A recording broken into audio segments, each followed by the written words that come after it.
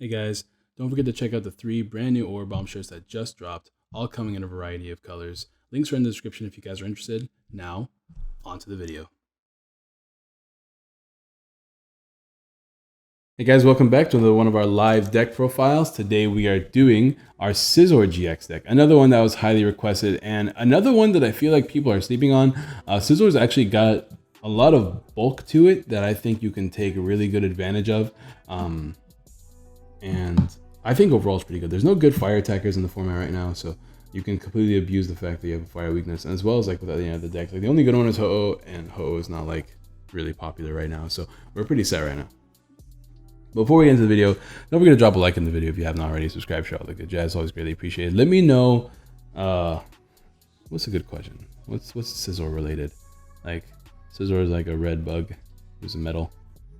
You know, let me know. Yeah, let me know who your favorite like bug type is. I guess I know people really like Scizor, but let me know if you guys have any other favorite bug types in the down below. I really like Volcarona, but you know a lot of people like Volcarona, so it's not just me. Anyways, is there anything else to talk about?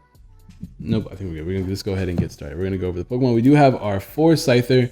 Scizor is actually really interesting in its own right because you have the attack twin play, which searches your deck for up to 2 Scizors and put them onto your bench. You also have agility. So it's a good way to consistently get out your Scizors. And agility, what it does is it does damage and prevents all effects of attacks, including damage if you flip heads on this Pokemon, so it can make you immune. Sometimes if you have a really slow start with this deck, it's good to have that kind of attack. But overall, twin play is pretty good if you go second. And then we have, of course, 3 Scizors. Or Scizors. I'm gonna get those confused a lot, guys. Forgive me. But Scizor over here, 210 HP. Definitely a decent HP number. Its ability is if you have less than 100 HP remaining, your attacks do 80 more damage. So the goal with Scizor is to abuse that ability, but also abuse a Steel Wing attack. Because a Steel Wing attack does 80 damage, and you take 30 less damage from attacks next turn. So that means in order for an opponent to OHKO you, they have to hit 240, which is really good for you because not a lot of decks can hit 240. Like barely any decks can hit 240. So your goal is to either choose between using Acerola or hitting really hard with Scizor. That's the cool thing about this deck. You have the option of either healing or not taking a knockout, which is why this deck is so decent in my opinion. Now, what else do I have to say? That's why this deck is so good in my opinion, because you can either be bulky and just constantly hit for 80 by switching between 2 Scizors, which you can set up thanks to Solgaleo Prism. We'll go over that in a second. Or you can take huge knockouts. Usually you want to Guzma before you do that, just knock out something fresh. You also have the GX attack here for 3 colors, does 100 damage plus 100 more damage if they're an evolution Pokemon. So you can hit for 200 with a Delmise that's 210, so you can knock out the likes of opposing Scizors, or with a Choice Band, or because usually they're going to have 240 with their Steel Wing attack, or you can knock out things like Zoroark and stuff like that.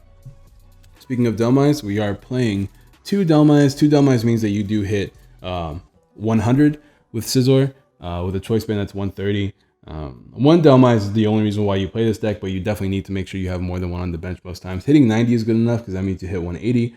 With a Choice Band, that's what's 110, which is 2 KO is pretty much everything that matters. But its GX attack means you hit 210 without a Choice Band. So Delmise is just a huge math fixture in this deck. That's why I like playing the Delmise. But another card I really like in this deck, which is good early game pressure while you set up your Scizors in the back, is our one of my favorite cards ever, Baby Duskmane over here. Duskmane the Crossbow. Its Dusk Shot does 60 damage. I don't know why there's so much glare now. I didn't really move anything, but whatever. Dusk Shot does 60 damage to one of your opponent's GX and EX Pokemon. If you hit their active, you do hit 80 with a Choice Band. That's 100. So you can hit 100 damage for 1 energy, which is really efficient for Duskmane. But not to mention, like if things retreat, you can finish things off with Duskmane as well, because you will be weakening a lot of things with Scizor over here. So if you hit them for 130, like because say that you have 2 Delmise and a Choice Band attached, and you don't have any boosted damage, you're only hitting for 130. With your Scizor, which means that that's 190 with this thing sniping them on the bench. So there's not really much, they don't have too much room to escape if you have this card around. It's really cool because this has a 1 retreat cost. This is a 2 retreat cost, but the more important thing is that Scizor has 1, which means it's easy to move around the board when you have your Scizor active, which is why I like this Duskmane a lot.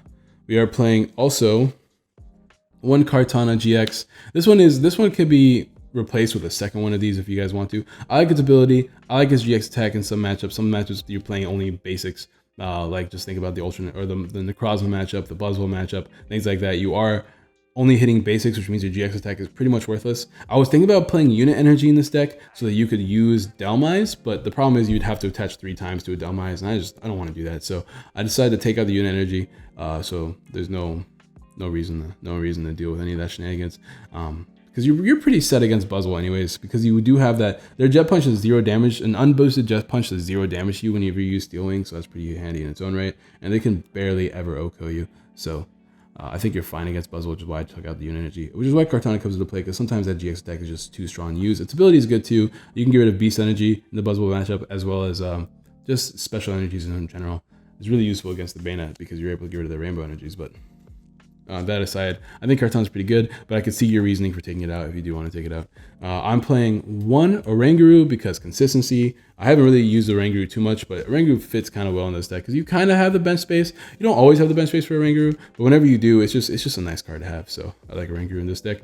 And we're playing 1 Solgaleo Prism. The cool thing about this deck is that mid game you can set up a bunch of Scizors at once. A lot of people will complain that Scizor's attack is 2 energies, which makes it inefficient, but you have the time in post-rotation to attach twice to a Pokemon, and mid to late game, you're going to have a bunch of energies in your discard pile, and then Solgaleo not only can attach to itself, so you can hit 190 with a Choice Band, but you can attach to Kartana, Duskmane, and to a bunch of Scizors as well, depending on how their board looks like. So I do like Solgaleo in this deck. Solgaleo is what makes this deck more consistent than a lot of people think it is. And then of course we are playing 2 Lele's. I should round up the Pokemon though. Let's go ahead and move on to the items. I just love the fact that like you can play bulky offense with Scizor, being able to Acerola a bunch or just hit for those huge numbers. Because if you hit with that boosted damage, you're hitting 160 with your Steel Wing, which becomes 190 with a Choice Band, 210 with both Delmise down. I think it's so good. You can take easy OHKOs with that deck, which is why I think it's so strong. But we are playing 4 Ultra Balls, consistency stuff. Only 3 Aquabats in this build. Couldn't find space for a 4th one. I don't even think you really need a 4th one that bad, but it is important to find your energies because you need to attach every turn. It's going to reflect how important energies are whenever I show you guys my energy count, because I am playing quite a few energies in this deck. But you need those energies in order to attach every single turn, because if you miss an attachment for the turn, it could be crucial in your game. 2 Nest Balls just helps you get your Delmise, Scythers early game, Oranguru, things like that. So 2 Nest Balls are still something I like. 1 Stretcher and 1 Pow Pad. I do like Pow Pad in this deck because you're kind of reliant on your supporters. You want to play Guzma and Acerola pretty much every turn that you have Pokemon that are set up to attack, besides of course your draw supporters. So I do want to make sure I can put those back in the deck when I need to, because I need you to know that I abuse those cards in this deck. And of course, 3 Choice Bands, not 4 in this build, only 3. I think 3 is fine. Once again, you have to make cuts for energies because energies are really too important to not play. But 3 Choice Bands seems to do the job, for me at least, because we have the Delmise, which fixes a lot of math as well. That's gonna be the items. Let's go over the supporters. Standard stuff for Cynthia, for Guzma. We are abusing Acerola in this deck, so we are actually playing 4 Acerola as well. This could be cut down to 3 if you guys want to play 3. Like, to me, this is very playstyle dependent. It really depends on how you want to adjust, I guess, to the game. Acerola is, for me, I'd rather play bulky and heal a bunch, but if you don't want to be that guy, then you don't have to be.